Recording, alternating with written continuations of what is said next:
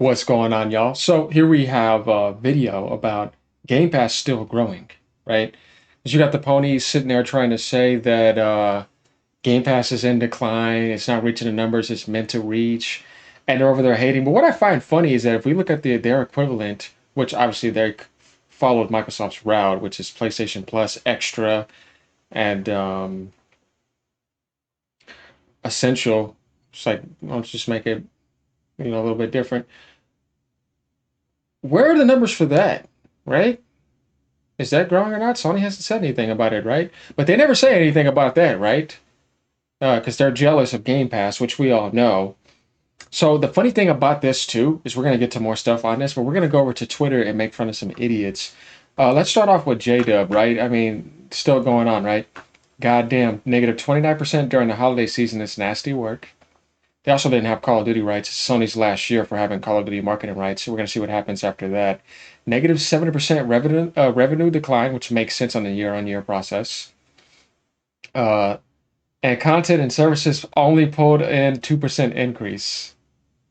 They definitely canceling the Xbox hardware and Game Pass. It's a wrap.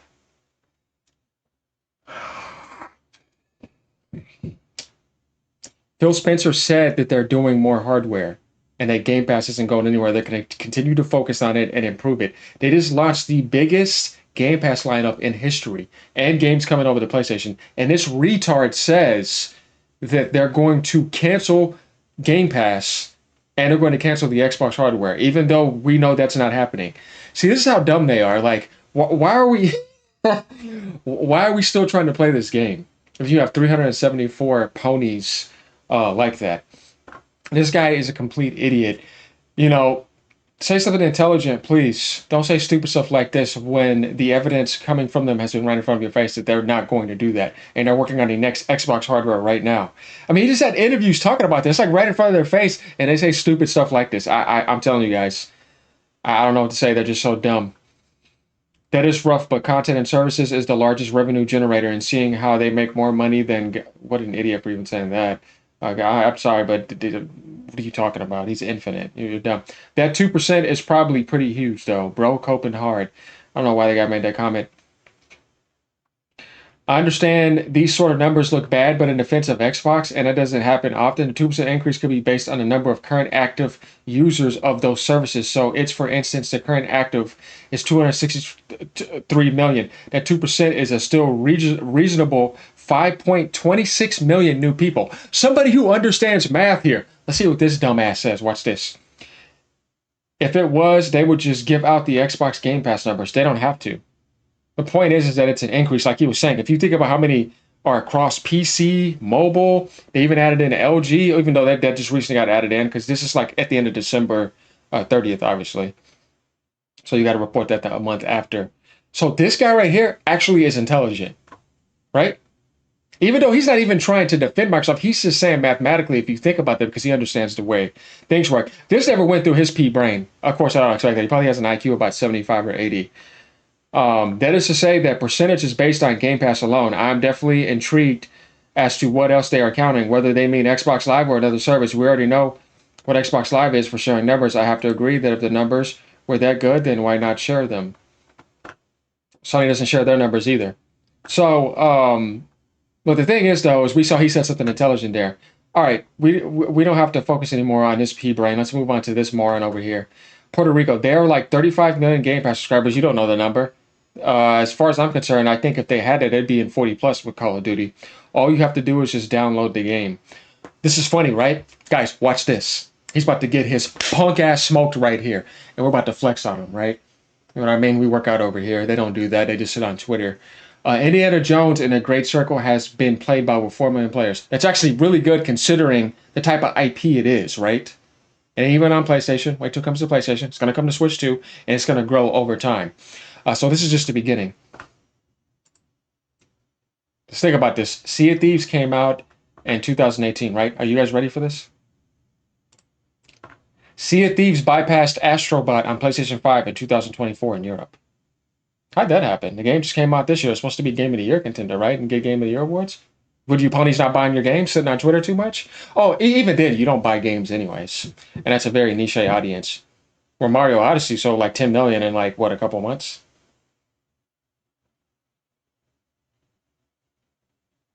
What happened?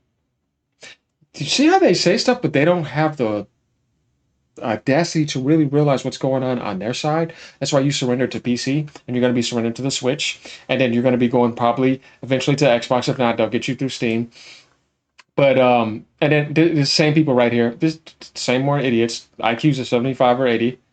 487K beat the game. Yeah, okay. So, and then this guy comes in here. Look at this. Sea of Thieves bypassed Astrobot on PlayStation 5 in Europe. How is that going to happen with their huge base in Europe? Let's see what the comment is. Then they come in with this comment. 64% of players pretty much had Microsoft published games do well. What do you mean? Microsoft gets 70% of that. You're playing their game. You really want to be that dumb? Watch the numbers when the Switch 2 come out. Watch how PC continues to grow and watch the turnaround for Xbox. 4 million players, 35 million Game Pass subs, 130 million monthly active on Steam. But they act like people didn't buy Indiana Jones too. Didn't Jack Squirt say something like Disney were so happy with the reception they called Microsoft? That's absolutely no way Disney are happy with this. Yeah, okay. But anyways, you guys are seeing this, right? This never ceases to amaze me. They're always hating. They can't say anything positive, right? Like that's bad for Indiana Jones. The game ain't even been out 2 months. That's actually incredible. It'll end up going to 6 million, 7 million over time. It's a great game. I beat the game. The game was absolutely amazing. One of the best games I've played in a long time. It's just as good as Uncharted. That game is incredible. But of course, they're not going to say any of that. They're just going to come in and try to highlight that vanity and downplay it. This isn't everything. These people are intellectually dishonest and they're actually retarded. So that's my take on that. So we saw Ninja Mario says this over here.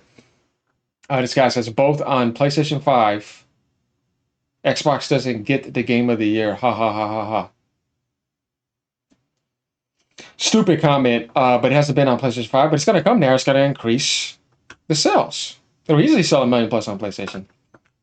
But let's go back over here now. Microsoft showed details on the company's financial results for quarter two fiscal year 2025 on Wednesday, revealing that the gaming revenue was down 7% year on year. That makes sense. The quarter did see Xbox content and services revenue up 2%, to which the company credits growth in Xbox Game Pass. It means that it grew, it didn't go down, dumbasses.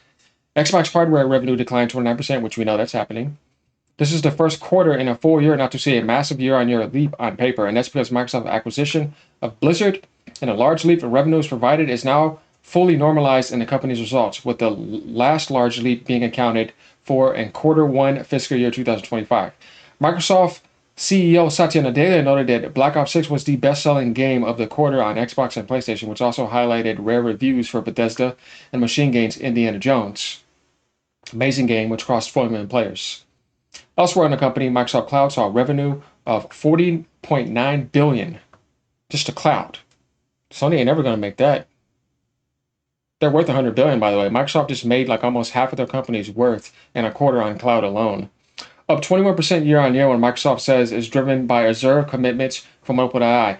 They made almost $70 billion. That just made the Activision money back right there in that revenue for the quarter, with operating income of $31.7 billion, up 17% year on year.